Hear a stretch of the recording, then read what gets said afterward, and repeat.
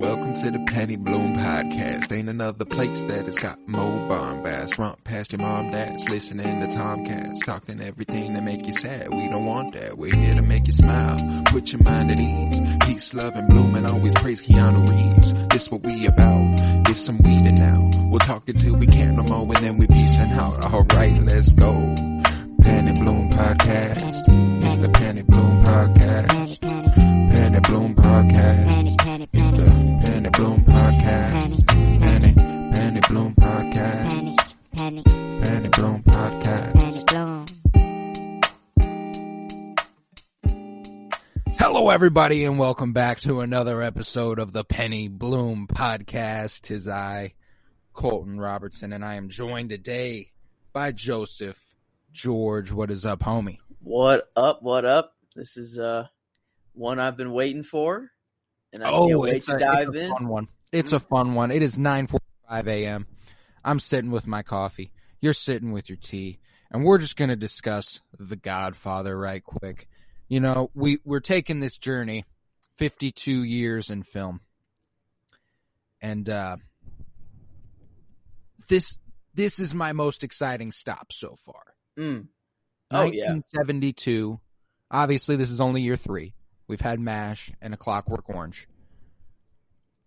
But I was excited for The Godfather, bro. This is the first one on the list that I was like, I know this movie, or this is a movie that I know of. You know, the first two I've never seen, but this one, knew of, and I knew that it was great, and I had seen it. It had just been a while, and when I watched it, I wasn't getting it. I was just kind of like, oh, gabagool, Yeah.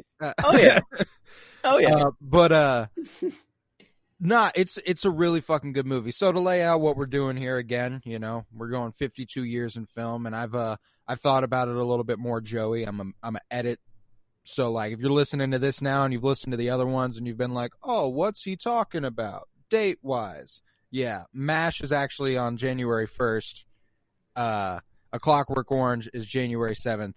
And today is January 14th. Sorry to get that all twisted. We tried to record a little in advance and plan it out. We've officially got it set. That is how it is. It is January 14th. And we are discussing 1972's The Godfather. So, basically, every year, for 52 years, we are discussing a movie. But instead of years, we're going to make it weeks. We're going to talk about a movie a week from 52 different years, 1970 through 2022. That last week of the year, we will discuss a film from 2022. So it's going to be a lot of fun. We got quite the lineup of movies set up. And I'm sorry for that convoluted explanation. There are better explanations in 1970 and 1971. This project is going to be super fun, because a movie like this, to lay out how I like my history with this movie.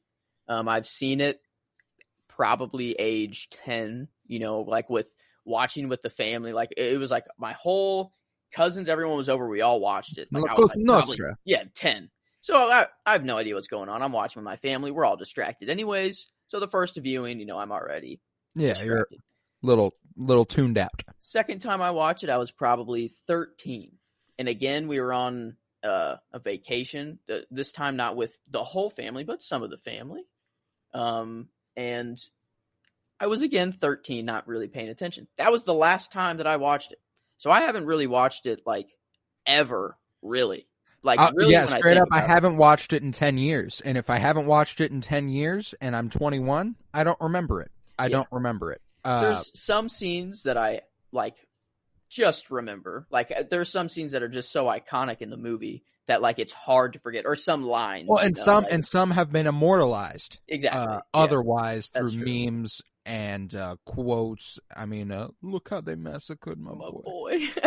Look how they massacred my boy. Another Kansas City drop in this movie. Another Kansas City drop, and the Kansas City Mafia, integral to the mafia operation in the United States, I might add. Pretty cool. It's a really cool, Kansas City, just geographically, it's just a really, it's an important it just makes sense. Yeah, it just makes sense. a lot of the railroads, a lot of the highways come right through here, and to go everywhere else. Like, it's either here or St. Louis. That like kind of makes sense, but I'm glad it's here. And there were crime families in St. Louis as well that were. I mean, Missouri, like surprisingly relevant in the organized crime game. But it was interesting why my family chose here, and beginning to put the pieces together. The pieces all fall together at some point or another. Let's lay it down for the people. This is The Godfather from 1972, written by Mario Puzo and Francis Ford Coppola, based on the novel by Mario Puzo and directed by Francis Ford Coppola. Is premiered March 24th, 1972, and was quite critically acclaimed rather quickly. Nominated for 11 Oscars, winning 3 of them, including Best Picture and Best Writing, with Marlon Brando getting the win for Best Leading Actor, which he completely and utterly deserves, because holy fucking shit is Don. Like, I obviously I knew Don Vito Corleone from Legend, but I didn't remember how cool he was from the movie. How do you like? This is what kind of blew my like. How do you just create like your own? Like, he didn't have anyone to really base that off, Yeah, everyone bases like mob stuff like off of The Godfather, like this is like. Well, The Godfather is based off of an actual mob boss. True. So, but like the way he just talks and his mannerisms, like I guess that's probably in the novel. But like still, like, because you got to bring it to life, and you got to bring it to life well, regardless of whether or not it's laid out in a novel. And it's not just easy to take something that was written in word and then bring it to life through your actions. So Marlon Brando deserved all the acclaim he got, and he also got some acclaim. We're gonna give him some shout out every time because hometown pride and everything. The Kansas City Film Critics Circle Awards gave Brando Best Actor for 1972 and gave Coppola Best Director. So I'm gonna throw in, if there's a Kansas City Film Critics Circle Award to be given, I'm gonna mention it. Of course, yeah. Just for the hometown pride. But it also, and this, I noticed this from the movie instantly, and then to read this after, I was like, that makes so much sense. This won a Grammy for its score. Okay, dude, that makes sense. It's special. Like the way that this set a standard, because I was like, oh, so this is the first movie that did that. You know what I'm saying? Like, I don't even know how to explain it, but the way they just laid out scenery and played the, like, I can't even describe it. Yeah, it like the way they set up like the shots, just the camera, like one that just sticks out. Yeah, I'm jumping to the very end, but it just is like whenever Michael is like talking to his wife and he's like, I'll let you this one time ask me, and then she like leaves the room to go get him some drinks or something like that, but the camera stays, it's stacked, like it just stays, and you're watching her prepare, and then the guy's in the background kissing his hand, like just the framing of every shot is like beautiful, like it, and the like everything you see is beautiful, everything you hear is beautiful, the character, And I will say, there's this I found a couple of parallels to like our last week's movie, A Clockwork Orange, and some of the camera work and the sound editing and the way it all comes together at points, because like you said, that stagnant camera movement where nothing's really moved, the camera's not moving, all the action's happening on screen. I remember that a couple times from Stanley Kubrick last week's movie. And then the effective use of sound, like obviously the end of this movie is one of the most iconic and best endings of a movie of all time. And the way you have Michael Corleone getting confirmed as the child's godfather, at the same time he's renouncing the devil and in all his ways, and at the same time all these murders, he is taking out the 5 families are being committed in his name, and as all of it's crescendoing, more gunshots, babies crying, all this is happening. Babies crying is like a thing they used often in this movie, like just to make you feel like, just every time you hear a baby cry, like it's just like, it's unsettling. Yeah, like, it's damn, unsettling. this sucks.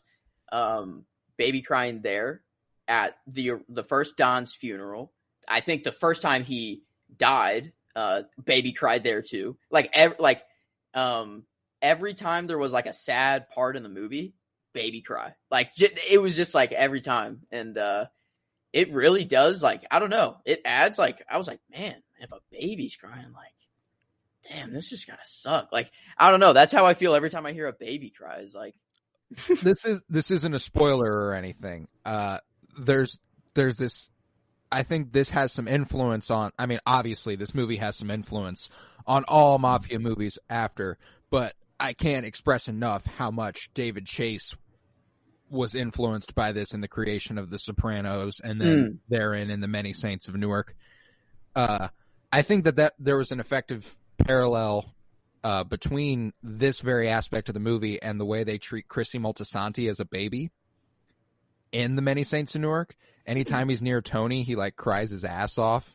And there's like the whole like they say they know things from the other side. Like they know how terrible he's going to become. Like like how like I love that. Like, and I think that was the same thing. Yeah, like he's the Godfather, and he holds holding like the baby, and then just starts crying like crazy. Like it's like like I kind of can get behind that. Like babies can read it. Like what I think is like, since babies like don't know how to talk or use any of their senses, they can just read like the room very well. Like they just read the energies. Like I get, like they feel the vibes. They contagious. Yeah.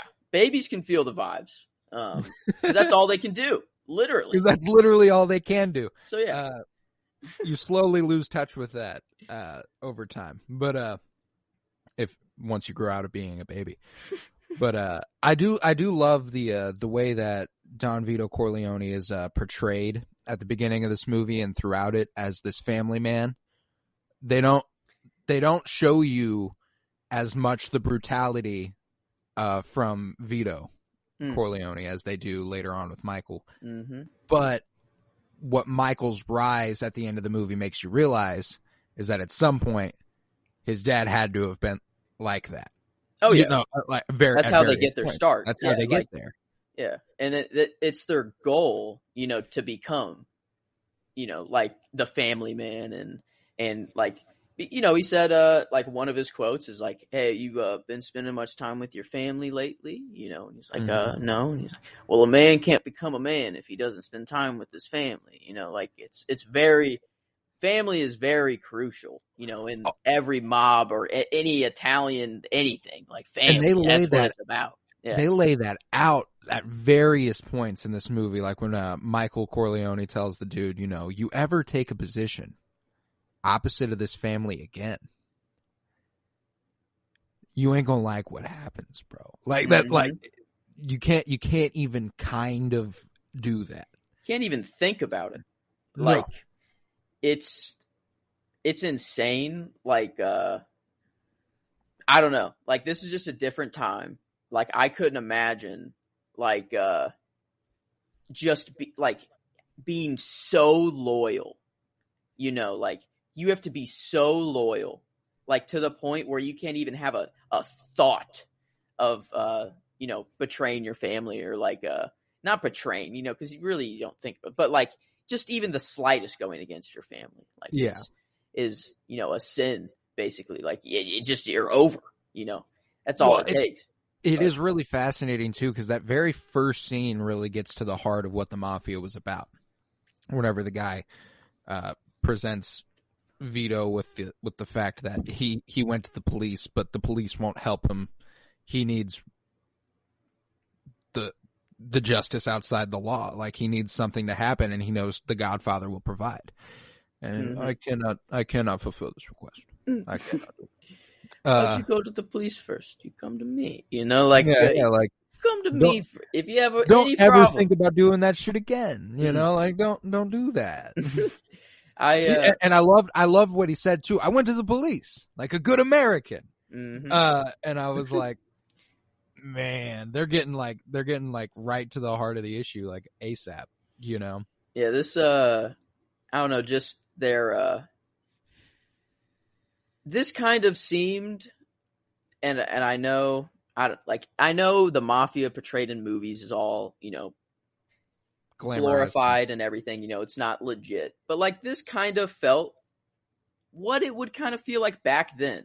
Like at weddings, at anything, you have the Don in his office just talking to everybody. Everyone's coming to him, then he goes out and enjoys his time. That. Like the Don can't refuse a request at his daughter's wedding day, and therefore everyone's such a dumbass.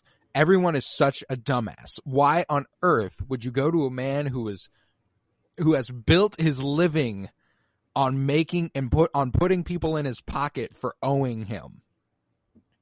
Like, you can't go to this man and ask for anything or else you're fucked. Yeah, once you're in, even for a little bit, it's you're in. Because a lot of people learned that lesson in this movie. A lot of people were made offers that they just couldn't refuse. And I absolutely love that they don't expressly show you ever those offers. They only mention them by name. And it's always so casual. It's never menacing. It's not like, because I'm not going to lie to you, for years before I became of like relevant critical thinking age, when I heard I'm going to give him an offer he can't refuse, I thought like, man, this man's loaded. He's going to give him enough money that he can't refuse. And then I was like 16 or 17 and I was like, oh no, he threatens to kill them. That's why. And then I love that throughout the movie that like there was even like the most casual one was Al Pacino as Michael Corleone whenever someone's like, well, how are you going to do that? And he's like, well, I'm going to give him an offer he can't refuse. And then he just keeps talking about whatever like he was just like, yeah, it's just something I'm going to do. Obviously. Like, yeah. I mean, come on. It's just they can't say it, They can't incriminate themselves. So they have to have these it's just like a saying that keeps them safe, because no matter what, like legally, he made him an offer he couldn't refuse. Like it's what happened. Like he's not lying. He's keeping some of the truth out. But The Sopranos dives more into this, but I love the aspect of like how it like tears your family apart, even though that they're like all about family, just because of how secretive you have to be and stuff like that. And like this movie, like I see like all of the mafia like influence, like now, like they like these storylines that they touch on so many like it's a long movie, so they had a long time to touch on stuff, but it doesn't feel like a 3-hour movie, honestly, whenever I was watching it. Like, it really doesn't. It really flows really well all the way through. The pacing is really, really well set. It's, and I think that can be partially owed to the performances in this movie. I mean, you've got fucking Marlon Brando, whenever he dies, by the way, both of the times that he dies is at the market, just falling over the car, shot like 5 times, bro. Like, got hit. Yeah. Cause he got hit like I got hit, but he ain't fucking breathing. Like this man is 50 Cent. This man, like, and I was, like they definitely like, you cannot get lit up like that, stay standing for that long for one, but like, I just accepted it. Like, I'm like, this dude's the Godfather. Vito Corleone could do that. If I want to see this dude fall to the ground, I want him to take as long as humanly possible. And that's what he did. He made it dramatic. It was awesome. Like, this was a death that I didn't have those thoughts of like, oh, this is so unrealistic. This dude is definitely dead right now. Like, I don't know. Like, I was like, oh man, that's like an hour into the movie. Mm-hmm. That's true. I was like, oh, he's done?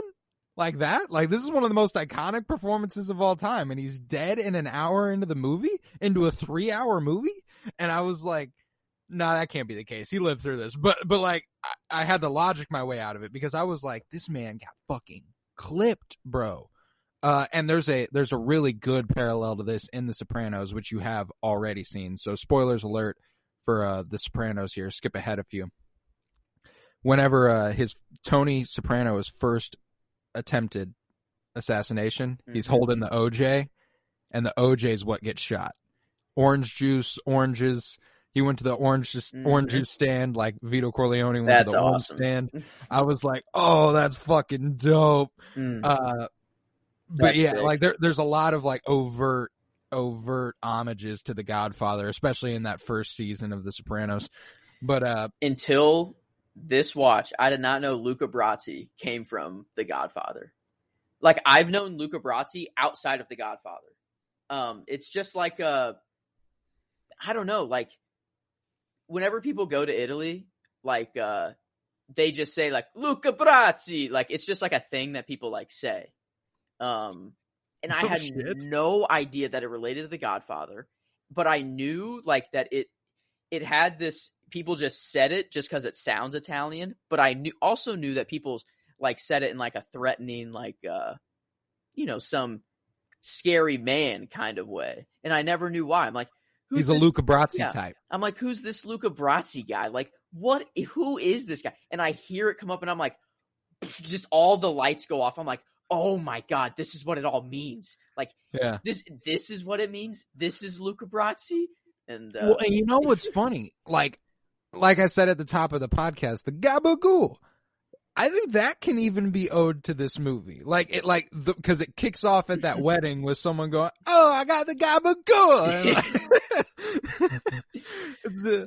And like I think that is why it became an Italian stereotype. Because like if you see it in The Godfather, one of the most famous movies of all time across American culture, all about Italian Americans and Sicilians and Italians straight up, it's going to become an Italian stereotype just because like it's the most famous movie there's ever been. That's true. You're One of them, stereotyping. Like, stereotypes come from movies usually too. a lot So of like, I mean, like it's important. What our media Mhm. portrays is what we think of. You know, like it's got to be clearly made satire for us to think otherwise. You know what I'm saying? Mm-hmm. Yeah, this I'm glad that I sat down and watched this movie now. I'm 21. I can actually critically think of a movie, not like a 13-year-old just watching a Whoa, movie they're with gonna his shoot family. that guy. Yeah. Whoa, that's a horse head. And I could appreciate this movie for what it was and not just take out all the cool stuff. And I don't know, like I'm just really glad that I kind of waited until now to like give it like my real first watch. Because I don't know, this movie has a 9.2 on IMDb, and like it deserves. IMDb like, is stickler with the yeah, and ratings. that's most of the hard. time. And like it did, like this movie, like it's just one of my favorite movies I've ever watched now. Like, undoubtedly. I straight mean, up, yeah. I was mentioning the performances earlier. You know, Marlon Brando, Al Pacino, and Diane Keaton. I didn't know Diane Keaton was in this fucking movie. I'd never known that. Like, apparently this launches Diane Keaton's career, and now she's one of the most famous actresses of all time. Dang. Like, Yeah, this movie is I guess like, it makes sense. it has so many of the most famous legendary actors there's ever been. It's the cast is definitely nothing to scoff at. That's for sure. I mean, James Caan and Robert Duvall, who appeared in MASH just a couple weeks ago, for us, he was the Reverend, I think. It's just the cast was great, but like every person killed their role. Like they casted very well, it seemed, or just like it's just a very well written story, for people like to perform well, but like there wasn't a character that like took me out of it ever. Like, oh no, absolutely not. They all did so good. I mean, I really liked Michael like through the movie. I think he did like, even though like you're kind of meant to be on opposition of him, like it's kind of he goes anti-hero. He doesn't go full antagonist. Mm-hmm. He just because you watch this whole movie through the lens of rooting for the Corleone family and hoping that they make it out okay, and you're like, God damn it, they got Sonny, fucking do something about it. Like, he got lit up. Oh, I forgot about that. I thought I would remember that, but that shocked me. Like, I really thought, I don't know, because he was on his way to do some killing, and Oh I yeah, think he the was like last thing I expected, was him I dying. love that they always came to Tom Hagen too and were like, you are not a wartime consigliere. Like, you're a good consigliere, but hey, this ain't for you. You were a real peaceful motherfucker. Mm. We got to do something about this. Yeah, oh man, but yeah, there was no doubt that he was dead. Oh yeah, he got hit at least 20 times. Like whenever you have someone that survives 5 to kill someone, You got to go over the top. Yeah, with you it. gotta go. Like, felt bad for the guy in the ticket booth, like the pole guy, because like, did he stand up at the end or like, because he just ducked down, but like he definitely got shot. Like, I don't know. Oh, Or did he have get a gun shot too? I thought he was in on it He might have been in on it. Oh no, he was definitely in on it. But because he had to duck before they came out. because I remember him ducking, but I don't think like he came back up with his own gun. I think he just stayed down there. Okay, so maybe they were like, you better just, like, if you want to live, get the fuck down. But looking at the bullet holes, like after everything's said and done, like where that guy ducked down specifically, there was like, like 500 of them there. He's dead. And I just, like I think, I don't know. I think it's either that he was in on it totally and he like had a gun too, and I'm just forgetting, or like he's totally dead. And like, it's just kind of funny that they didn't really bring it up or mention it. But oh yeah, no, I think it's probably safe to say they didn't care whether or not that dude lived or died. So he probably died. But fuck, man, this was a good movie. Like, I think that, I mean, so far of our first three viewings, 70, 71, 72, this is my favorite movie that we've watched. And it was just special. Like, there are so many shots in this movie that are just so memorable and so much camera work that just, like, it's iconic. Like, it's so, I feel so clearly the influence it had over the foreseeable future of film. It's like, interesting watching something that's iconic for the first time.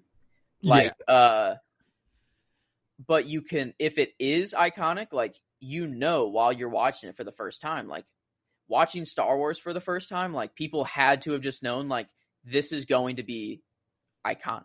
Like they had like the feeling, like this is its own thing. Like, and while I was watching this movie, like I already know this movie's iconic. So like, I know it's going to be good, but like you really get that feeling if you watch it. If you were told nothing about this movie, you were completely, knew nothing, and you went in, you would know coming out of this movie that like that's a classic. Yeah. That's an instant. Well, I'm curious on your favorite scene. Like, I was trying to think of like just picking out a scene that I like the most. I got it. I know my favorite scene. Mine is either the ending, just because it's so good. Yeah. But that's like, kind I think of a that's cop probably out. my favorite. But I was gonna come up with something. I was gonna come up with something more specific. It's Vito and Michael sitting down, discussing the situation at hand about what's gonna happen and how they so subtly plan literally the entire ending. And that the fact that Vito is so laid back, so sly, and is like whoever, and he's so right.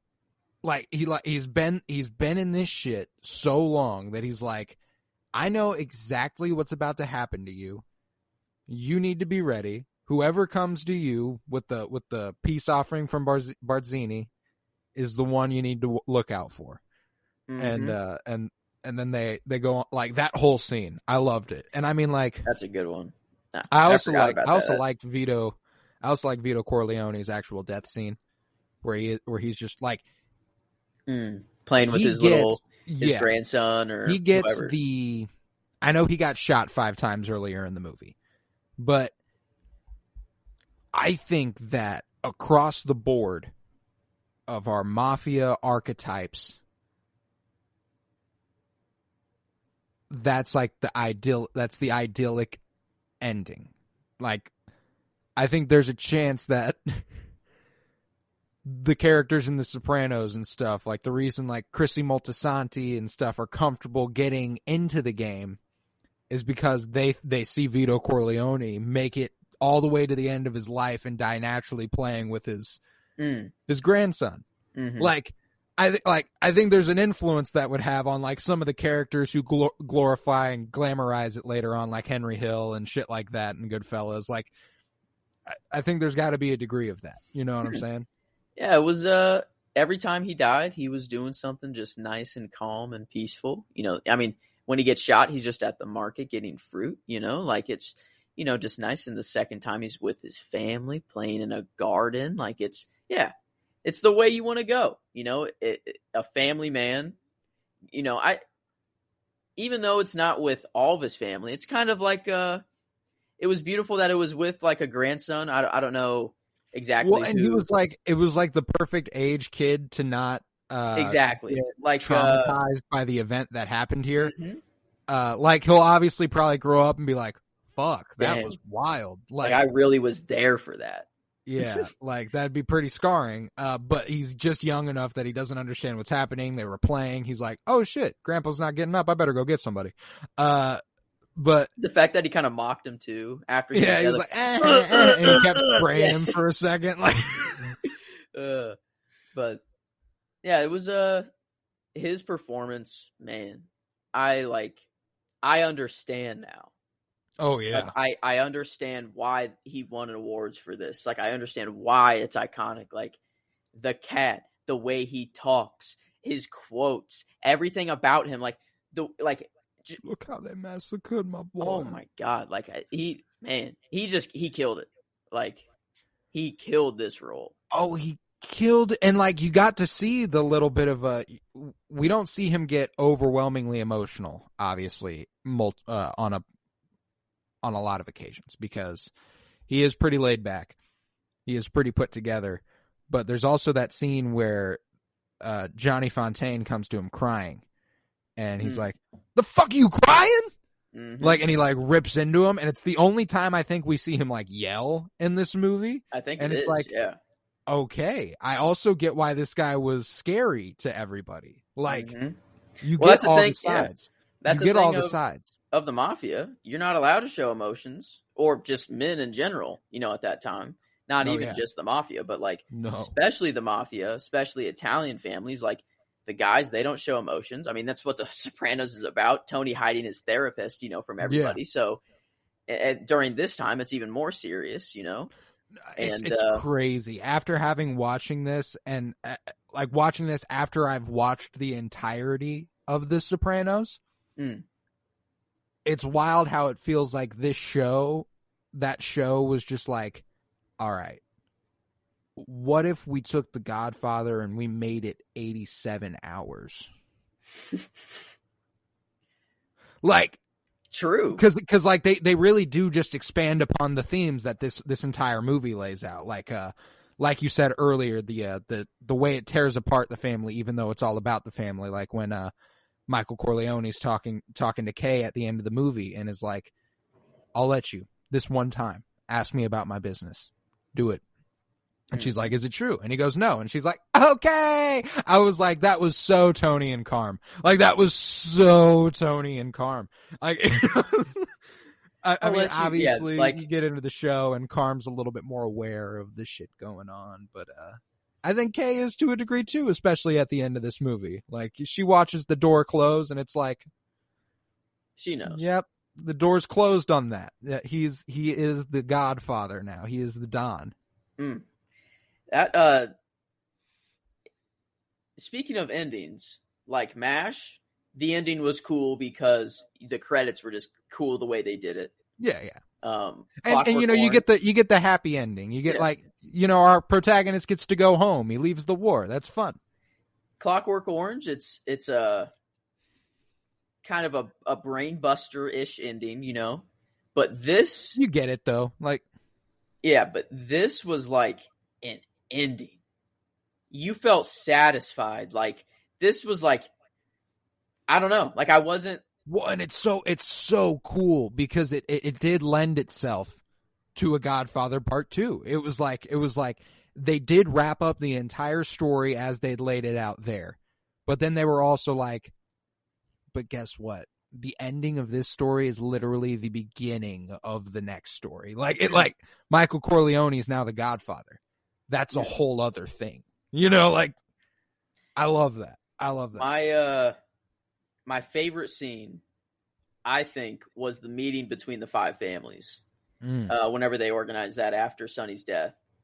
And whenever I love the immediacy when he learned that Sonny had died, that he was like, all right, well, this has to end. Yeah, like this war's over. And where he's just talking, you know, getting all emotional, and he's like, I swear by the souls of my grandchildren that I will do anything to hold the peace or something along those lines. And you know, the guy I promise I won't be the one to break this peace. Yeah. And guy gets up all emotional, hug. Everyone literally claps because like it was so beautiful. Like I wonder if the clap was intent, or like if that was written, or if really like, everyone was just like, God damn, that was beautifully acted. Like, legit. I wonder if that was improv. And they were just like, you know what? Like, it kind of works. I don't know. That was one of my notes. I didn't take really any notes during this whole movie just because I was just absorbing everything. Oh, and see, I've done the exact same pattern with every movie so far, where I take notes, like my hitting the high notes for about half the movie, and then I'm so enthralled in the movie that I stop and like I don't have notes for the rest of the movie. That happened about an hour into this movie because it's such a long fucking movie. So there's a lot that I don't have reactions to and stuff, but I've got plenty of notes here that are that are kind of funny. But no, I this movie was so fucking good. And you know what? Let's hit the high notes, if you will. Okay. Yeah, I only had a few notes, and one of them was the clap improv. That's one of mine. Gotcha. And the other is, wow, this scene is my favorite. This the meeting between the five families. So 2 of my 3 notes come from this one scene, and then my last note is just of the ending. And I was like, that was an ending to a movie. Like that was an ending, bro. Yeah. It felt so good. But here, let me I said my first note is y'all got to be careful asking the Godfather for shit.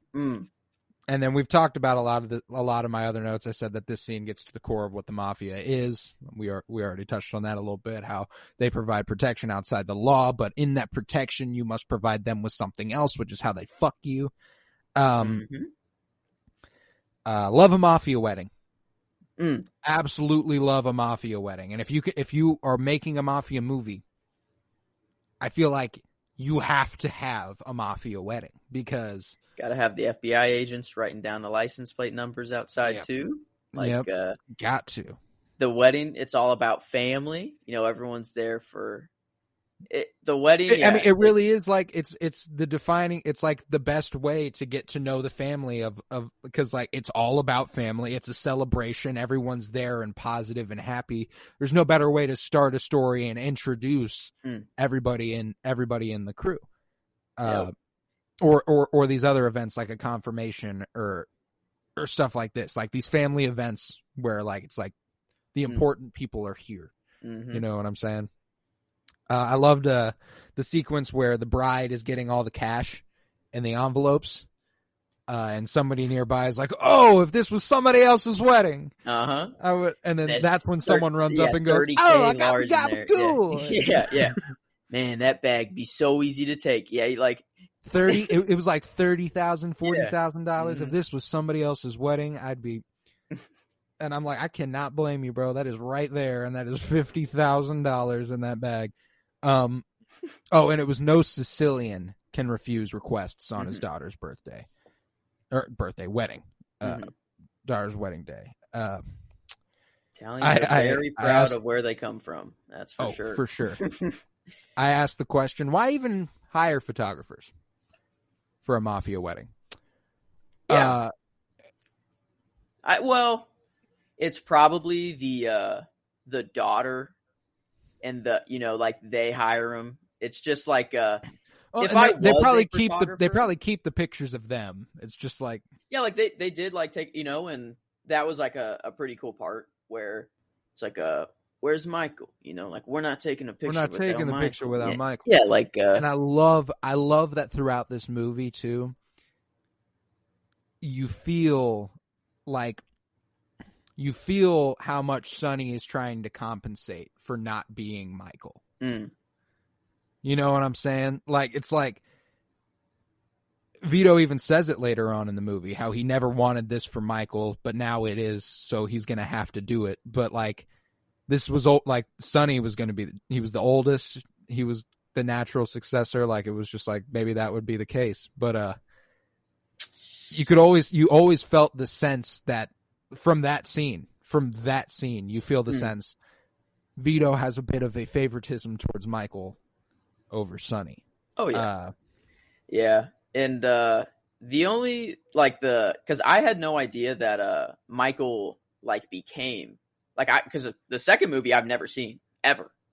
So we'll be watching it soon because it's our 1974 flick. So I'm very excited about that one because people say that it's even better. It's better. The first. Yeah. So, it's I've heard it's the best of the Godfather trilogy, and this is fucking fantastic. And I had no idea that Michael was the one who became, the Godfather in the New Dawn. So this was all, shock to me. And whenever I, his character, I was truly introduced to him as the war hero, the good son, the guy who's out of it, I'm like, oh, good for this guy. He made it out. He's doing his own thing. I was looking at I was watching that and I was like, hold the fuck up. Is Al Pacino playing the good son who went off and fought in the war and came home and is the hero? Al Pacino?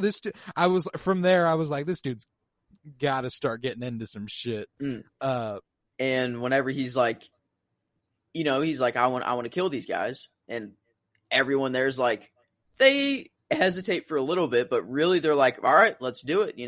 They just start going into planning it out. He's never done anything. He's a soldier. He's killed people, obviously, but this is a different type of murder. It's a whole, it's civilized murder, and civilized murder. This is him really getting into it, and they really didn't try to stop him at all. And I was like, man, I was really rooting for this guy, and but then I'm like, oh, this is what it's really fascinating because it seems like they're making the statement that someone who is brought up and creates a life and a knowledge base for themselves outside of it could come into it and be really fucking good at their job.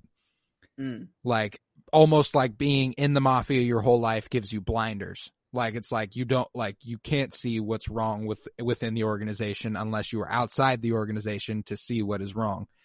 And obviously, I think Michael Corleone is a really interesting character too, because he's also incredibly faithful to his wife. Does not fuck with the disrespecting women aspect of their culture, which is all over the place in the mafia and all mafia movies, is how badly they treat women. He does a pretty good job. Unless the scene's flying over my head that I'm completely forgetting about. I think the only time that he flies off the handle is when he's like, I told you not to ask about business. Yeah, that was it. That was, I think, the only time that he ever raised, his voice or anything. I think. And I think movie. That made it clear that he was Vito's son. We are getting the true successor to Vito. This kid is going to be as good, if not better, than Vito was in his role. And Sonny just wasn't built that way. He was the hothead. He reacted. He didn't think. He wasn't methodical. So ultimately better for the family that Michael Corleone rises to the top. I think a reason that this movie is so good is that they really don't focus on the negatives of the mafia at the time. There's obviously some racist things that are brought up. At various points, yeah. But it's kind of, that takes a back seat compared to some of the other movies in this time. And it's really more focused on the story, the family. Like during the meeting with the 5 families, you know, when they decide that, like, who gets the drugs. Yeah. Like, they're like, yeah. Well, and that whole sequence too, like that conversation carries on up into The Sopranos. Because, I mean, the reason, spoilers again, Big Pussy gets caught is for selling heroin. And, like, there's conversations throughout The Sopranos about whether or not drugs and drug moving and trafficking ruined the mafia. Because it came with serious sentences. Guys were folding more because it came with serious sentences. Like, I love that Vito Corleone's, like, way throughout this movie was like, yo, we can't do that. That is dirty crime. We get to do our thing. You know what I'm saying? Like, the boys were proposing it to him, and they were all excited, like, oh, he's definitely gonna, like, be on board with this. He's like, this is so much. They're like, this is so much money. How could he say no? And he's like, hey, I don't give a fuck about the money. We can make more money as long as we're not getting locked the fuck up. He made a very good point. I mean, this is a mafia point, you know, not a good moral point, but he was like, it's not like gambling or women or anything like that where the FBI can look the other way, you know, for that, like, a sort of thing. Like, drugs, they don't look the other way. Like, they won't help you at all. Like, this is not a gray area, you know, with them. It's like, you're gonna get boned, like, if you go down this route. And it is like, because, like, they were like, we have cops in our pocket, but as soon as we get drugs in the game, those cops will fold. That's not part of the deal. And you see him the ultimate making the speech and people really racist. Yeah. And also adopted by our own United States government. This method for the 1980s crack epidemic. At least they didn't sell them to children or have it in schools. At least they have some moral compass to say no children. Yeah, they're like... But then they turn around in 2 seconds and... we'll just give it to the black throw that people. Right away. Yeah. But and it was just, oh, God. And it was like, of course, because, like, that they've always made that clear in mafia movies that's a part of their Italian macho way, is like, if you ain't Italian, fuck you. Like, that's kind of like... I don't know of another ethnic group that is more racist than Italians. Like, I can't name I seriously can't. It's whether it's just like the fact that they love their family so much that, like, you can't even, like, I don't know, like, even today, like, my family, like, they expect me to, like, have an Italian wife. Like, it's just very weird. Like, you know, like, it's just kind of, like, even today, like, well, I feel... And carrying it on into today is like, okay, really get your shit together, guys. Like, yeah. Like, if I were to bring a non-Italian girl, like, over to a family function, like, I would get, like, I'd feel uncomfortable. Like, I wouldn't want to. Like, just out of respect for the girl. Like, damn, bruh. Yeah, like, I don't know. Like, I love They're my serious family, about love them to death, obviously, but there's some changes that could be made. That is for sure. There's plenty of them. And obviously those are always the aspects of these characters that are the hardest to get behind. And obviously along with the murder and typically the beating of women and the pimping of women. That's pretty rough as well. Very rough, even. Yeah, it's not... Mafia doesn't make money... cleanly by any means. It's pretty dirty, but... Yeah, it's rough. It leads for good story. Not for good people. I guess we could take a positive out of it. Try to take a positive. It led to this movie to be made, I guess. I suppose. Yeah, take all the evil in the world and try to see what positives came from it. Do you He got remember a pretty that good scene? movie out of it. You remember that scene towards the beginning of the movie? One of my notes here is this man pissing his pants talking to Don Corleone. Do you remember? I think it was the guy who ended up folding for the Barzini crew. He came to Don Corleone and was like, sir, I was like, oh, and he was like towering over him. He was so much bigger than him, and he was just pissing his pants talking to this man. I was like, okay, I see. And, you know, the Don's just standing there like, that's normal. You know, that's how people talk to him. Like, that's respect. Like, he is just cool.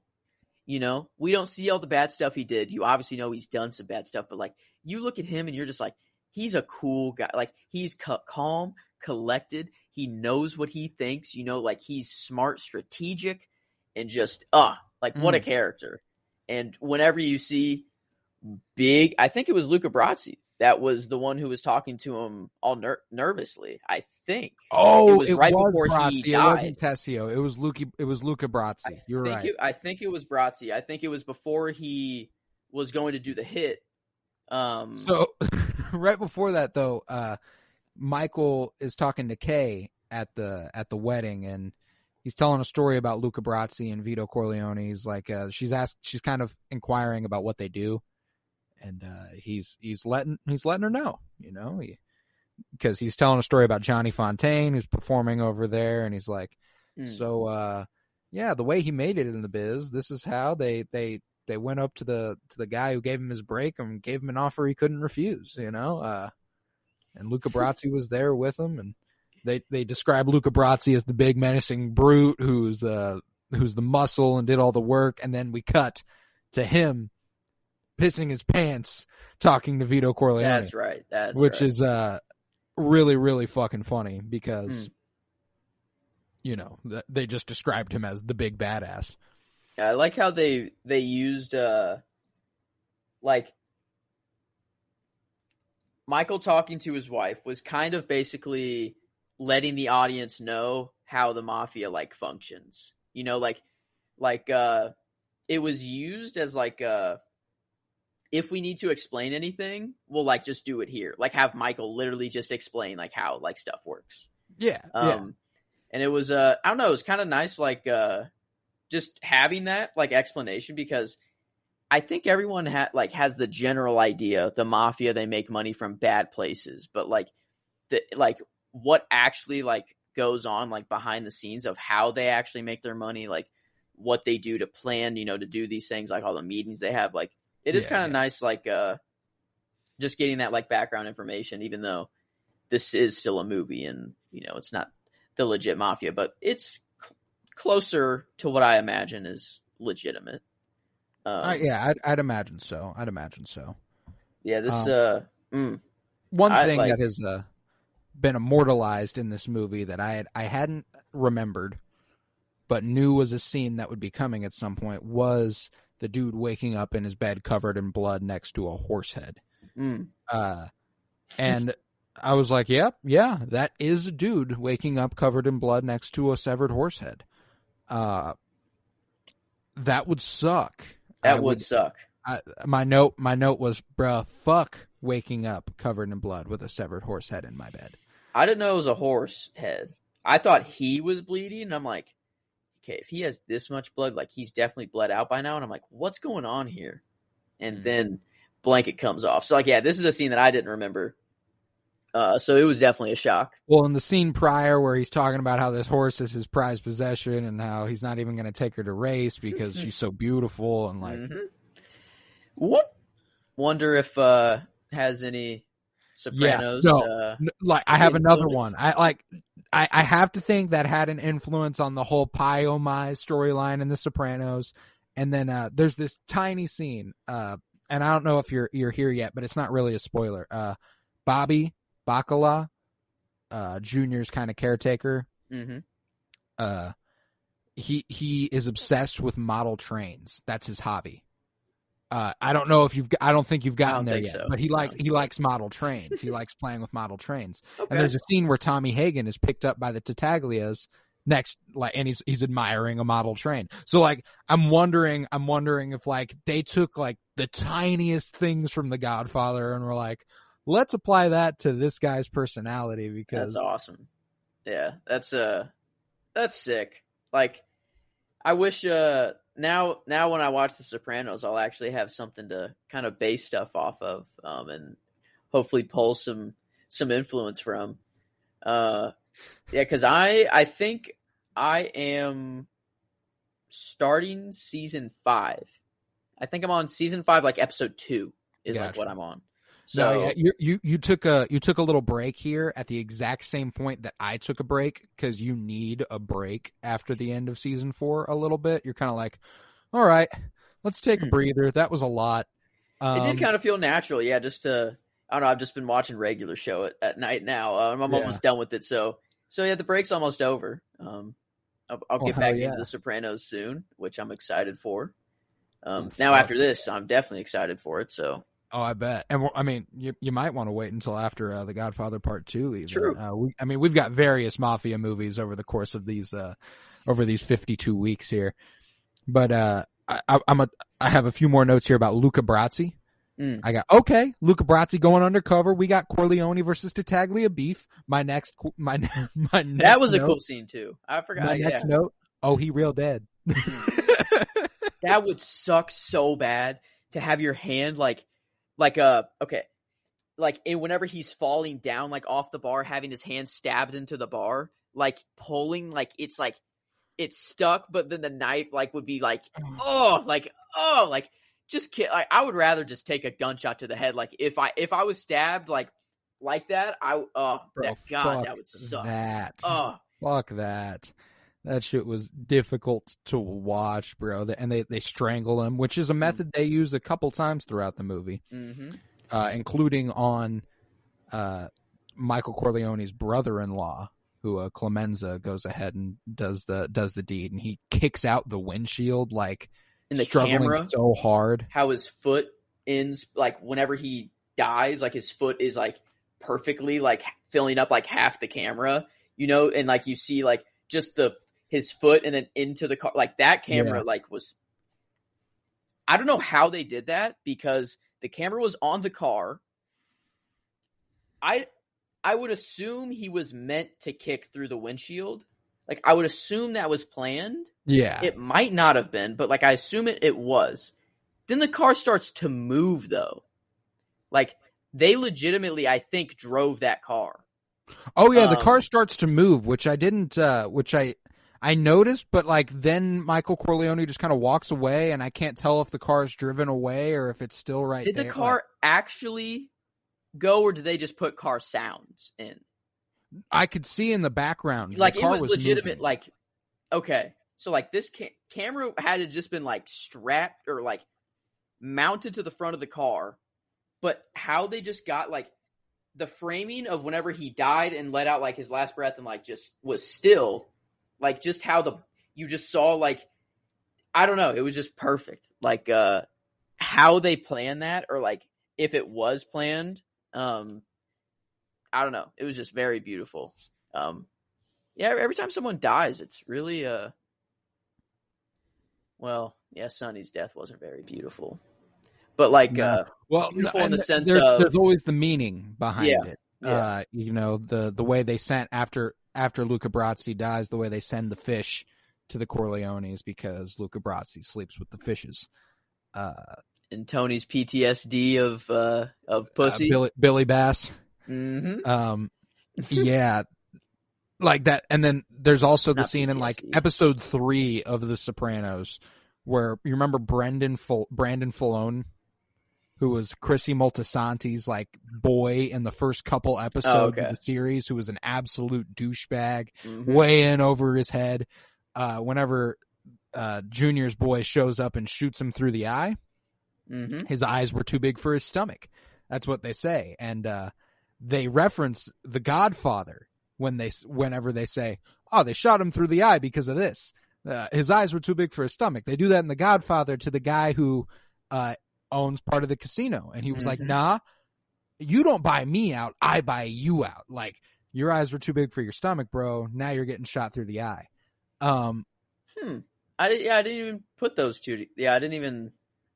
Yeah, I guess Well, that. I only put it together because I've also listened to a bunch of Sopranos podcasts since I've watched that episode, but I remember them expressly referencing being like, well, they break down a couple different meanings of things, and they're like, well, they shot him through the eye because his eyes were too big for his stomach, and they're just talking about it so casually, and it's like, they just murdered a guy though. Like that guy is dead now. Yeah, like in The Sopranos, do they they name drop the Godfather like On multiple occasions. Yeah, okay. Like, I think that was one of the occasions they did. Like that's what I I'm think saying. They literally like, they expressly mentioned this scene. like in The Godfather. Like in The Godfather. His eyes were too big for his stomach. But just when I thought I was up, bring me back in, or what is they pull me back in. Pull me. Yeah, I always get one word wrong. There's always bound to be one. I did like the scene, and I have more to say about the scene, but I'm gonna have to wait on it for you to to finish.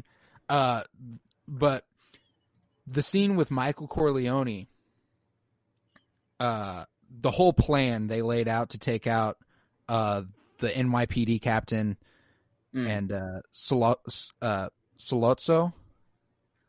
or something like that, Sollozzo or something like that. I know what you're talking about. Yeah.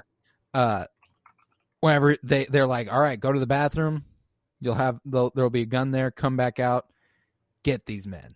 I was like, okay, that's a quick, efficient plan. They really know what they're doing here. And he comes back out, and he's like, all right, because he was told to come right back out and do it. So like when he comes back out and sits down for a second, and you're like, okay, maybe he's not going to go through with it. He's going to be the good boy. He's going to be all right. And then the guy says a little too much, and he's like, all right.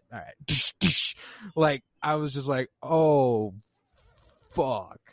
To the cop, he gave 2 to the head, or at least 1 to the neck, 1 to the head. But the other guy only got 1. Yeah, you see it, and it's like you watch the bullet go into his head, and then he just like sits there, and then he shoots him again, and you're like, oh my god, damn! Like, he got the he got the job done. At first I thought the gun wasn't there because like he struggled to find it a little bit. And I'm like, wait, did they not get it there? Like what? Like, and then he pulled it. I'm like, okay, so he's still killing him. And then he sits down. I'm like, wait, he's not killing him? And it was the back and forth. I mean, perfect, like intended to do so. Definitely, like was their intention to go back and forth. Yeah. And it was like truly that's like everything in the movie. Nothing in this movie is like it's all on purpose. Like everything has a purpose to the story. There's nothing that just feels filler, even though it is a 3-hour movie. Like it all feels purposeful and like that's just what makes this movie so good. It really is just 3 hours of great content the whole way through. Like, and that's incredible that you can make a movie this long, but still have people so invested the whole way through.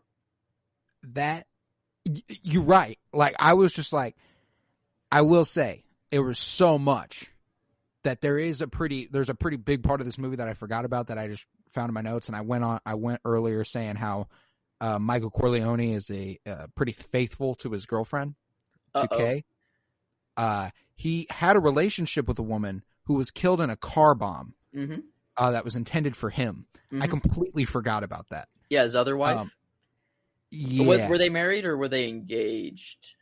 I think they got married. But I don't know. I don't think he was with Kay at the time that whole thing played out. It was just like, yeah, it was. He went into hiding after killing those 2 guys. Over there in the motherland, he fell in love with a woman. Kay was sending him letters and trying to call him like many times. Okay. Yeah. So it wasn't a fidelity thing. It was like I'm on the lam. Like I'm gonna live my life now, but okay, that makes me feel better about it. And it was kind of like a love at first sight between them two. Like they Oh, saw dude, each I loved other. it. I loved it. Like now that I'm thinking back on it and reflecting, I'm like, I really liked them. And like I had 2 notes in a row that went, no, not Sonny. No! And then no, all caps. No, not Mike's girl. Like, I was like, no, fuck no. That was the last note I took of the movie. I was like, fuck this, I'm in. The only, like, thing that could hold me back from, you know, Michael being, like, good with girls is that immediately after his, like, she died in the car bomb, like, went right back. Like, I guess because he was back in New York for, he said, like, a year, actually. Oh, yeah. Yeah, There no, he actually dropped time that. jumps So in never this mind, movie. yeah. Like, because yeah, there's a point where we take a time jump and they're just like, oh, yeah, and Michael and Kay have a kid now. And you're just like, oh, okay. Mm-hmm. Like, he's just playing with Vito, that's all. At first, I was wondering if Michael was lying to Kay about, like, him being back for a year. I think there was genuinely a massive time jump. At first, I was expecting the next scene, and they're like, "Dad's real sick," and like we hadn't seen any of that, so like it had to have developed over a certain amount of time. Because I thought his answer, like whenever she was like, "How long have you been back here?" I thought he was going to be like, "I just got back, and like I needed to like you're the first person I came to." Like that's what I was expecting, but then he was like, "Been back a year," and I was like, "Whoa." Like, yeah, like, and they don't make it clear that there's been a time jump. They're just like, a time jump happened and it's a year later now. You just gotta be paying attention and pick that up through the dialogue. Yeah. I'm glad that he took a year though, that he didn't just go straight to her even, you know, like he was devastated. So all this to say, I guess I'm coming back around on the idea that Mike might not actually be that shitty to women. Like, obviously he's running a business that, in part deals, in, you know, prostitution. So automatically that comes with a little bit of a disrespect for women in general. But, you know, unless they're all in on it for themselves, like they really want to do it. If that's what you want to be doing, do you? You know what I'm saying? All the power to our sex workers. Do you? But, you know, I have a feeling that in 1972, the mafia wasn't running the most friendly service for our sex workers. No. I would just have to have that suspicion. We could put the 2 and 2 together. They usually try to milk out as much money as they can for themselves, and the person who they're getting the money from usually doesn't benefit a whole lot. So, or at all. Yeah, it's kind of the way of things. But shit, man, I don't really have a ton else to say about this movie. I really, really, really enjoyed it. And I think that our ratings here at the end will reflect that. I think this one's got a good future, in as far as being one of our higher rated ones in all of the 52 weeks, all of the 52 films, maybe more films. We might be covering a couple for a few years out there. I know 1994 is going to be a fun one. Mm-hmm. But yeah, man, you got any last thoughts here on this movie? It's just such a long movie. Like, I know we probably missed stuff, but you know, we didn't need to talk every inch of this movie. I think mainly everything I was wanting to say, I said. I hit all my notes, you know. I rarely had any notes, so yeah, not much I can really refer back to, sadly. But I mean, honestly, it's just a token of how good the movie is that I just didn't even think of taking notes during. I feel that. You got a favorite character? I think just Michael.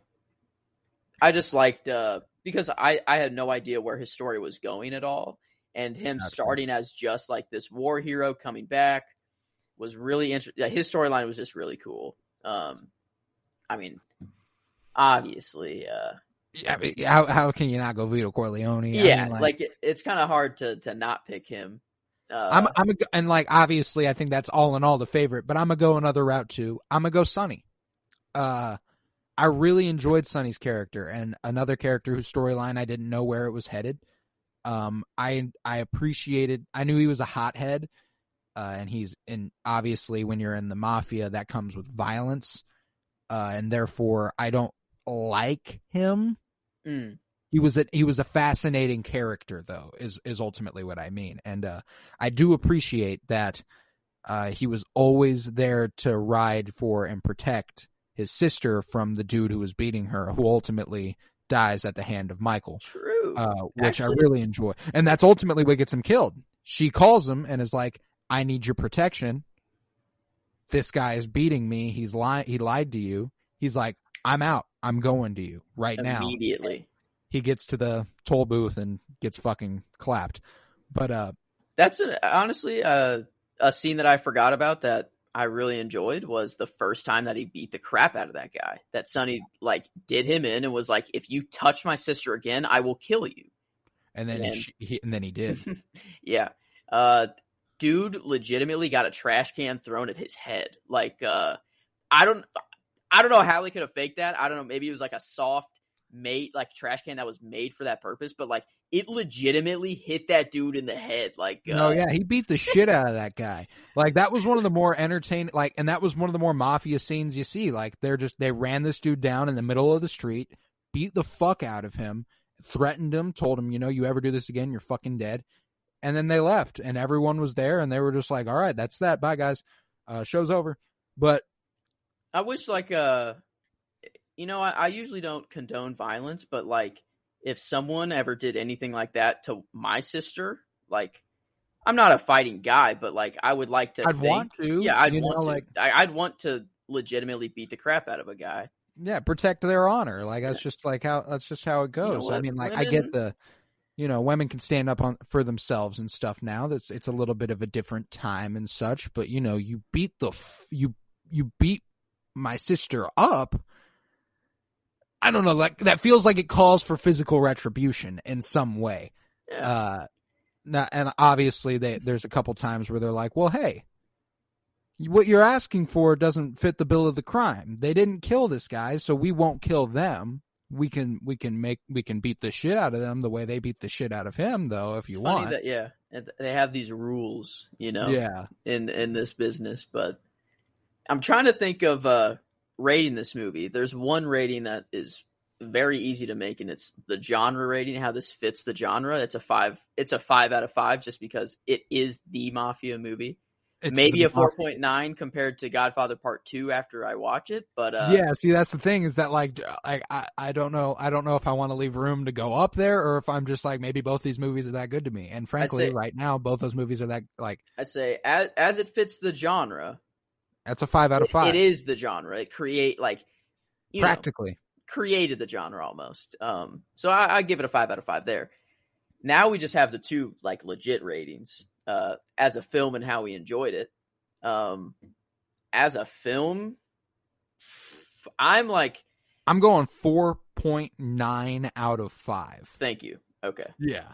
Okay, good. Because I'm right there with you. I was, I don't want to give like this early, like giving a movie a 5 in the film category, like. And you know what? I'm gonna bring it down a little bit. I'm gonna go 4.75 out of 5. Because I feel like if I got a 4.9 at it, I might as well just throw it. I might as well just throw it a 5 at that point. But like I can feel a little bit more comfortable at a 4.75. I think that fits. And because here's the thing, it's like there were moments in this movie where I was like, I do see how iconic this movie is and how great it is, but it's dragging here. Like there were moments where I was like, all right, come on, let's go ahead and push this forward a little bit. And for that, I'll give it a little bit of a step down, just a tad bit too, 0.15. That's not a huge difference. 4.75 out of 5 is almost a fucking 5. But yeah, that's where I'm sitting. I think it's nearly perfect. Mm-hmm. It's nearly perfect for me. The characters are fantastic. The directing is fantastic. The acting is fantastic. It was so well written. The music, fucking glorious. Like, in terms of my enjoyment of this film, that straight up is a 5 out of 5. Okay. I loved this movie. It was so fun to watch. And I'm so glad now that I have watched it. Like you were saying earlier in the show, like I am also thankful that I waited until I was this age to watch it, just because I get it.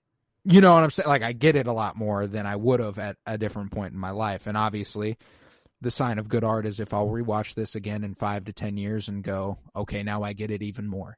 Okay, now I get it even more. Like, you just keep learning about these same things. And as far as I can see, that's probably going to be the case with Francis Ford Coppola's opus here, The Godfather. So give me your ratings here too. I'm right there with you. As I enjoyed it, it's a 5. As a genre, it's a 5. I'm very comfortable giving it 5 out of 5 there. And I think 4.75 is about right as a film, because I do feel like there is a little room for improvement. You know, we have to leave room for improvement for a movie that could be better than this. And hearing The Godfather Part 2, you know, I don't want to go into the movie thinking it just is better. Exactly. See, and that's the other thing is that, like, we can't, like, I don't want to make that the reason I'm giving this a 4.75. Like, all the reasons I said are the reason it's a 4.75. Like, I'll know a 5 out of 5 movie when I watch a 5 out of 5 movie. And frankly, for me, almost, but not quite that 5 out of 5. I didn't exit this going, Jesus Christ, that was a perfect film. You know what I'm saying? Yeah. Looking at the other ratings, we gave MASH a 2.5 as a film. We gave A Clockwork Orange 4.25. This makes sense. It is better than both of them.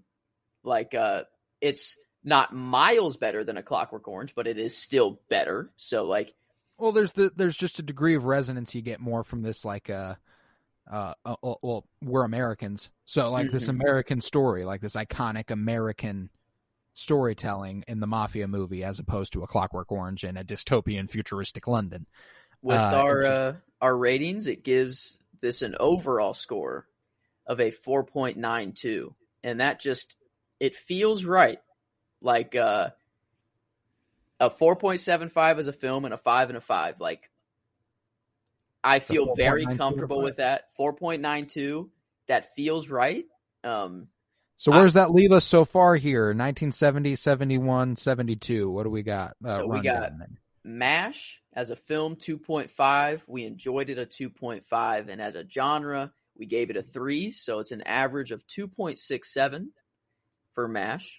Okay, that's fair. For A Clockwork Orange, we gave it a 4.25 as a film, a 4 as an enjoyment, and at its genre, we gave it a 5, giving it an average score of a 4.42. The Godfather, a whole half point less than The Godfather makes sense to me. Yeah, I think these are fitting.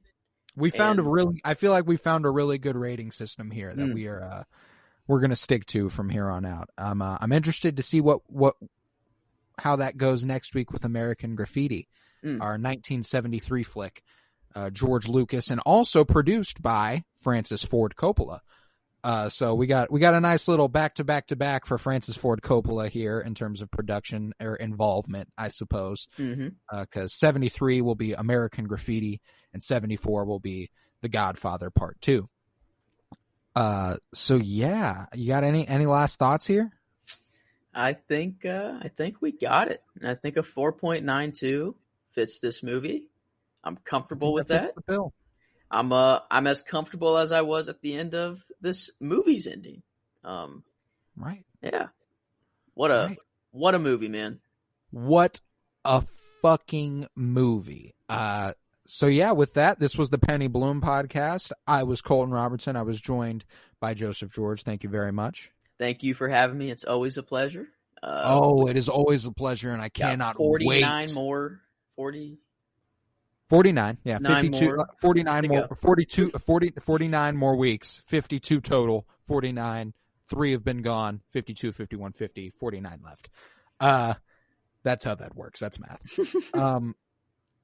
But yeah, if you would, head to patreon.com/CoroBloom, CoroBloom, where you'll find well over 20 hours of exclusive content, bunch of art that I've created that's exclusive to that website, not available anywhere else. And the money I make from that always goes back into the podcast, because it costs money to put this thing on. I'm not getting paid for ad reads or anything. If you are interested, if you work for some sort of ad agency and you want to provide us with some ads, I'll take your money. I'd love that.